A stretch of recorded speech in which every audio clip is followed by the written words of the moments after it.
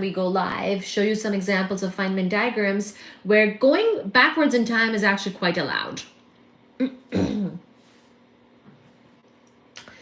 So this whole situation with going backwards in time, therefore, if you will, is extremely okay in quantum mechanics, in particles and Feynman diagrams. It's all kind of like normal stuff, right? Because if it's a particle going forward in time, its antiparticle is going backward in time.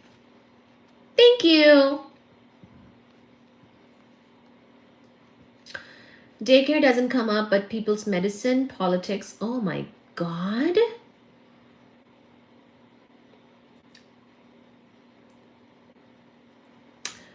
That's rough.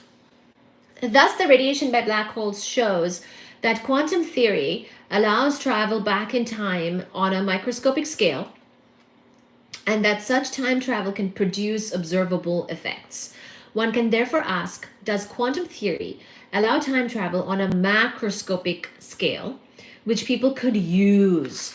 So we've been kind of seeing that microscopically, it's pretty much okay. It's pretty much allowed to have time travel. But what about macroscopic?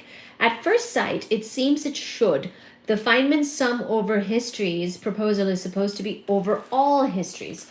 Thus, it should include histories in which spacetime is so warped that it is possible to travel into the past.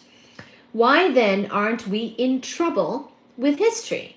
Suppose, for example, someone had gone back and given the Nazis the secret of the atomic bomb. One would avoid these problems if what I call the chronology protection conjecture holds. This says that the laws of physics conspire to prevent macroscopic bodies from carrying information into the past. Like the cosmic censorship conjecture, it has not been proved yet. It has not been proved, but there are reasons to believe it is true that the laws of physics apparently don't allow macroscopic bodies from carrying information, don't allow macroscopic bodies to carry information into the past. The reason to believe that chronology protection, so chronology protection, time going forwards only protection at the macroscopic levels, operates, the way it operates is that when space-time is warped enough to make travel into the past possible, virtual particles moving on closed loops in space-time can become real particles traveling forward in time at or below the speed of light. As these particles can go around the loop any number of times, they pass each point on their route many times. Thus, their energy is counted over and over again, and the energy density will become very large. This could give space-time a positive curvature that would not allow travel into the past. It is not yet clear whether these particles would cause positive or negative curvature, or whether the curvature produced by some kinds of virtual particles might cancel that produced by other kinds. Thus, the possibility of time travel remains open, but I'm not going to bet on it. My opponent might have the unfair advantage of knowing the future.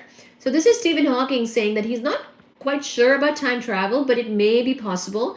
And it seems for the macroscopic scales to not be a thing where we can go back and track time.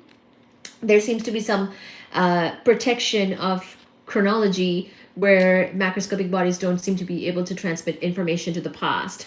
So that's where we sort of stand. This is the topic time travel for you from the chapter A Brief History of Time by